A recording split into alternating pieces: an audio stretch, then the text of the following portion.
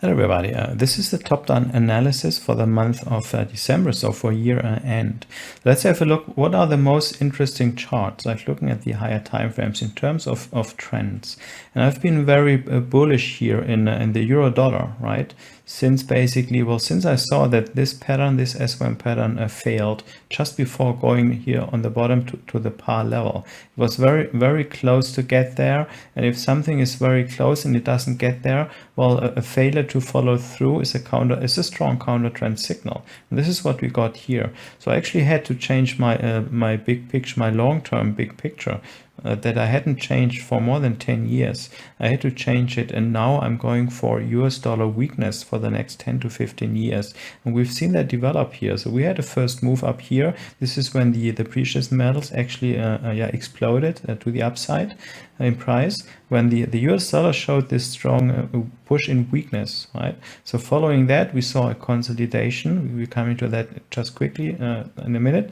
And this consolidation, well, we've just left this consolidation to the upside. So now we are in a second leg of this long-term multi-year, let's have a quick look here, of a multi-year, very new uptrend in the euro and the euro dollar. This is an S1 pattern that had developed for more than 10 years. So if this triggers with the rebreak of the green line, well, then we would actually see, and that's where the big picture comes from, then we're going to see a US dollar weakness, well, weakening over and over of the US dollar weakness within the next 5 to 10 years or even 15 years.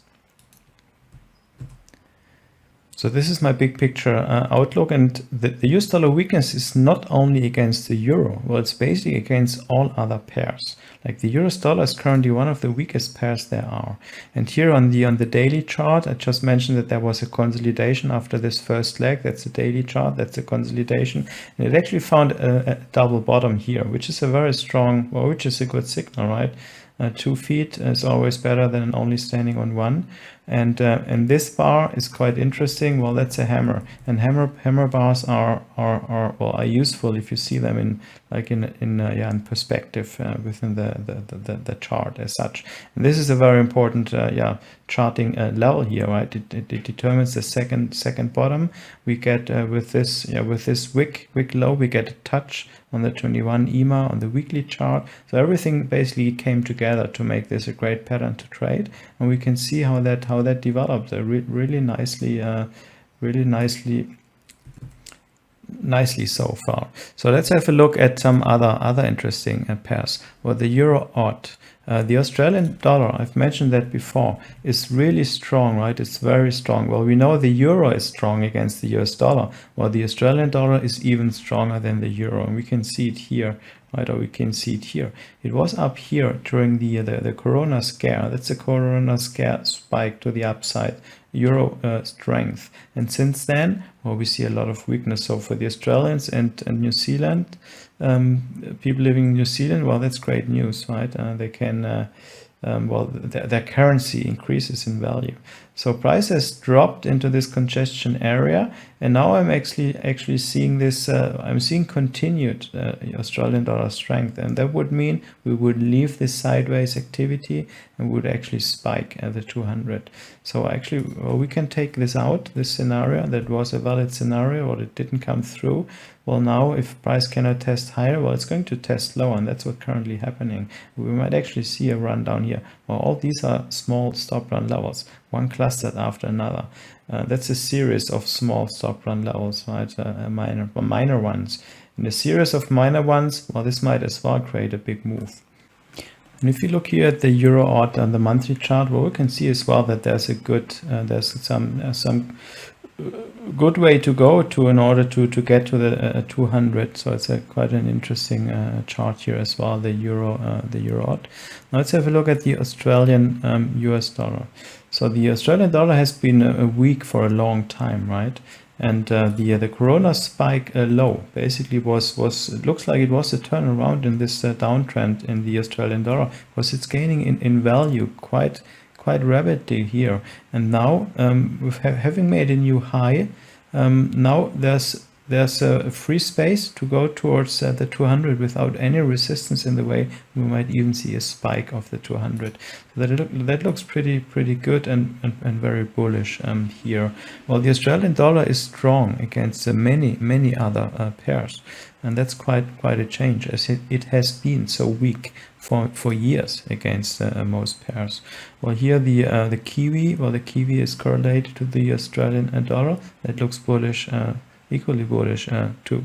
Now the US Swiss, I had made a special video on the US Swiss, and it shows a lot of bearishness. For me, like of all those top 30 most liquid pairs, this is the most bearish chart. And I've talked about that several times. So it's basically running now, running its course of this S1 pattern, and we see a lot of great opportunity on the downside, as this is the magnet level now, which is a stop run, and we might see how the bars are getting bigger. The red bars are getting bigger and bigger going forward. Now, a great chart to invest in over the next 5 to 10 years.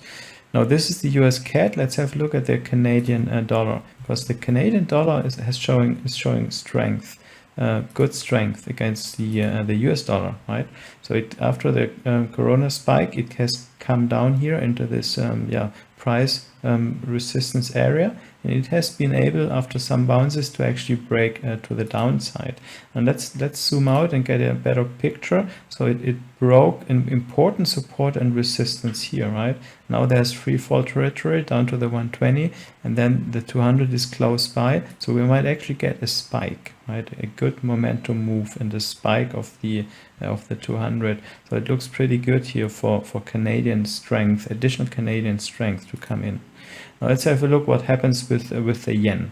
So the US yen, the yen has bounced. The US yen has bounced off the 200 several times, 1, 2, 3, 4, even 4 to 5 times, and well, this is resistance in the overall downtrend, right? Well, I think we're about there in order to break this 200 resistance. If it does, well, then we should see a quick move to the 100. That's a super big number, which is a magnet level, and it clusters as well with the prior low. So breaking this level, we might actually see a big rush lower. And this, I'm always looking for harmony and measured moves. And this is the measured move. We might actually see something similar. If this is the consolidation, we might actually see something similar going down to even further down to the 90 level. This is the target area. So why am I confident that we might break now? Well, all moving averages like 821.50 have aligned nicely. One is above the other, and they're fanning out. So we can see, prices has aligned nicely, and this is gaining in power here in order to break the 200. So let's have a look at another pair here, the Singapore dollar, the US against the US dollar. Again, here what we see is strength of the Singapore dollar since the Corona spike. So this was a triple top, right? And that's great. I mean, if price goes in there and gets with a lot of strength and gets a big rejection, well, that basically gives a clear signal. Well, it couldn't break higher. And now it's time to break lower, and that's what it currently does. It's breaking this important support and resistance. Well, the next comes up down here that clusters with a big number, 13,000, and it looks very bearish. It has that's a support and resistance area, and looks great even for an investment. So Singapore dollar should increase in value over the next couple of years after it has established this triple top, and especially this nice rejection bar. Many thanks. Bye bye.